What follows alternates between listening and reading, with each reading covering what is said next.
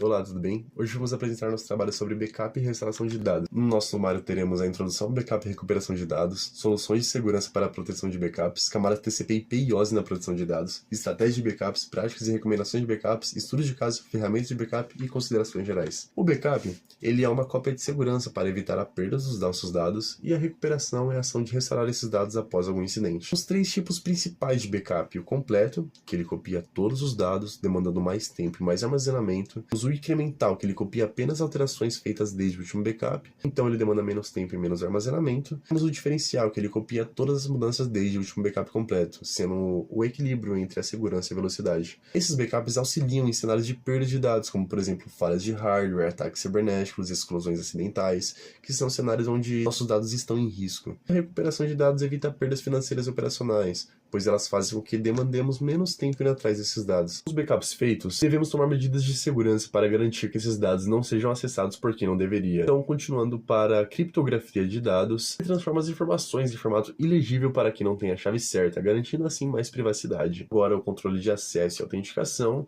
apenas para pessoas autorizadas que gostariam de acessar ou restaurar os backups, com o uso de cartões, autenticação biométrica, facial ou token de segurança, garantindo assim menos vulnerabilidade. Com essas soluções, conseguimos uma camada extra de proteção para os nossos backups. Agora, falando sobre TCP/IP e IOS para a produção de dados, podemos entender como eles contribuem para a segurança nos processos de backup e de recuperação. Primeiro, temos a camada de aplicação, a sede do modelo OSI, e utilizamos protocolos como FTP e SFTP, que são responsáveis por transferir os dados de forma segura, garantindo com que cheguem intactos com qualidade e integridade. Na camada de transporte 4 do modelo OSI, o TCP funciona como um mensageiro confiável, garantindo que todos os dados cheguem de forma completa, sem falhas do ponto A ao ponto B.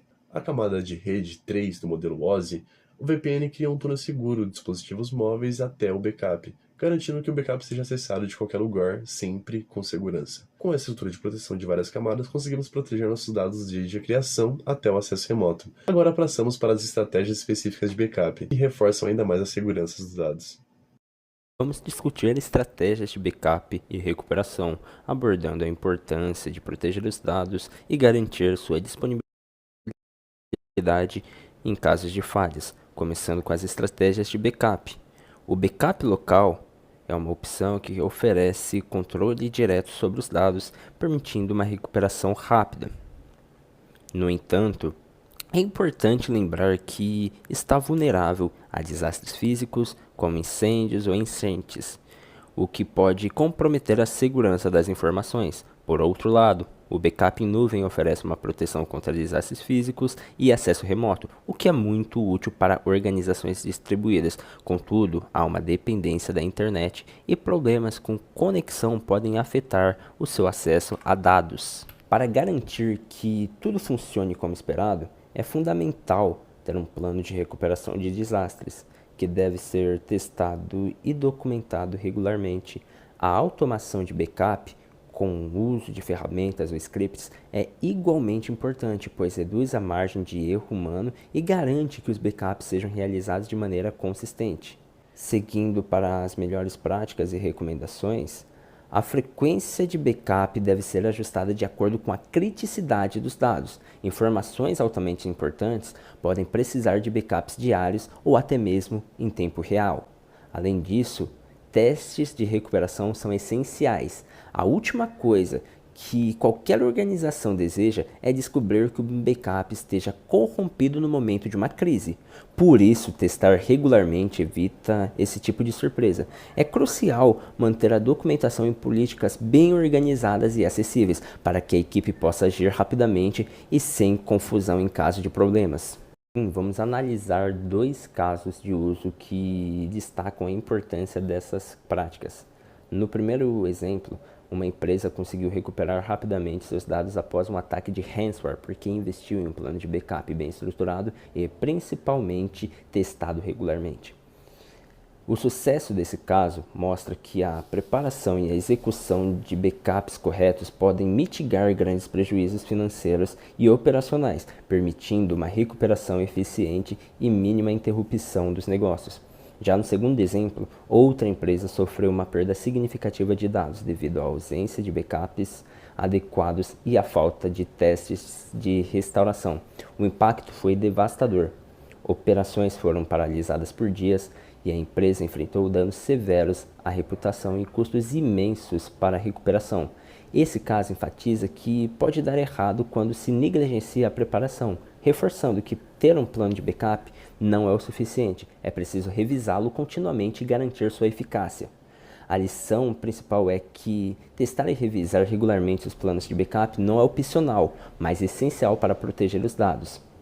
Essas estratégias e práticas ajudam a evitar prejuízos e garantem a continuidade das operações, mesmo diante de imprevistos. Vamos falar sobre as ferramentas de backup. Durante os primórdios da informática, mais precisamente ali entre 1950 e os anos 2000, a gente tinha que o backup de informações era realizado mediante linguagens de script. E linguagens de script permitem que a gente realize uma série de ações automatizadas e lógicas em um sistema operacional, como, por exemplo, a cópia e armazenamento de um documento em um ambiente externo, como um disco magnético. Portanto, esse tipo de tecnologia foi muito usado para administradores de sistemas para garantir que informações cruciais fossem armazenadas em discos rígidos externos ao sistema que estava residindo esse documento. Então, como exemplo, a gente vai poder trazer o Bash, que é utilizado no ambiente do sistema operacional Linux, e o PowerShell, que hoje é muito utilizado nos sistemas operacionais da Microsoft, o Windows. Falando agora sobre os softwares de backup, a gente pode compreender eles como se fosse um refinamento dessas linguagens de script com a finalidade de backup e restauração de dados. Em essência, esse tipo de software vai permitir que a gente crie, armazene e também recupere as informações num único ambiente, ou seja, de forma centralizada, seja por data, por alguma ação específica, como o clique de um botão, ou por uma ação externa, como por exemplo, alguém clicar num dispositivo móvel para realizar o backup do servidor. O funcionamento desse software é bem simples. A gente escolhe quais arquivos, diretórios, discos ou dispositivos que a gente deseja ter o backup realizado e também aonde que o backup deve ser armazenado, ou seja, o disco, o SSD ou o ambiente em nuvem, ou de forma mais generalista, se a gente deseja armazenar num ambiente físico, ou seja, num HD nosso, como exemplo, ou em nuvem, caso a gente ache mais oneroso alugar um espaço além da empresa, ou seja, um servidor externo para armazenar essas informações. A complexidade desse software varia justamente conforme os aspectos que ela adota nesse armazenamento de informações, como por exemplo a adoção de criptografias. E além disso, a recuperação ela pode ser realizada conforme a necessidade da empresa no seu contexto, como por exemplo, parcial, caso ela deseje recuperar somente uma parte de uma informação que ela tenha perdido, ou seja, sido afetada, ou total, caso tenha ocorrido um desastre em massa com suas informações. Falando sobre os hardwares de backup, nós temos que eles são os dispositivos físicos ou tangíveis envolvidos no armazenamento e recuperação de informações de backup. Como exemplo, a gente pode citar os HDs, os discos rígidos, que são dispositivos com partes mecânicas responsáveis pelo armazenamento em massa de informações, contando com espaços que variam de 6 GB até terabytes de informações. As unidades de estado sólido são muito mais ágeis que os HDs, porém ainda são mais caras. A tendência é que a gente tenha um aumento dos SSDs em servidores, de modo que as informações possam ser armazenadas e recuperadas de maneira mais rápida. A gente também tem os Network Attached Storage, que são nada mais dispositivos que permitem que HDs ou SSDs operem em RAID. Ou seja, a gente vai ter vários HDs que são interpretados como um grande HD, ou seja, 2 teras mais 2 teras mais 2 teras que compõem 6 terabytes no total. E esses dispositivos NAS podem ser acessados por computadores ou até mesmo dispositivos móveis. A gente também tem as fitas de backup, que elas são mais antigas, mas foram muito importantes para a história do backup e também para o armazenamento de informações. E também tem os servidores de backup, que eles são um pouco mais complexos e entram num contexto de backup de servidores, ou seja, de outros servidores, e também de alguns arquivos e sistemas de informação. Portanto, o backup e restauração de informações são importantes não somente para organizações, mas também para pessoas finais. É fundamental garantir a integridade e a disponibilidade de informações em um ambiente cada vez mais vulnerável, principalmente quando a gente tem a recorrência de desastres naturais e até mesmo de cyberataques. Deve-se considerar tão somente a escolha entre backups locais ou em nuvem, ou seja, caso a empresa considere mais oneroso ter um ambiente físico, com as informações no qual ela pode acessar rapidamente, ou em nuvem, onde ela pode alugar um espaço em um servidor externo para ter o armazenamento de arquivos, o que é inclusive interessante caso ela esteja suscetível a muitos desastres naturais. Não somente pode ocorrer a aplicação de protocolos TCP e IOSI para garantir a segurança dessas informações no armazenamento do backup. A automação e a documentação são também extremamente importantes, principalmente para garantir que a gente compreenda quais são as etapas do nosso backup e também que ele possa ser realizado de maneira mais ágil. Manter-se atualizado com as melhores práticas é crucial, principalmente para qualquer empresa que busca proteção e segurança das suas informações. Se a gente não tem essa constante atualização, a gente fica obsoleto e acaba ficando suscetível a brechas que foram exploradas anteriormente e que são extremamente vulneráveis num contexto cada vez mais agressivo de cyberataques e desastres naturais. Algumas das nossas referências são essas. Obrigado pela atenção.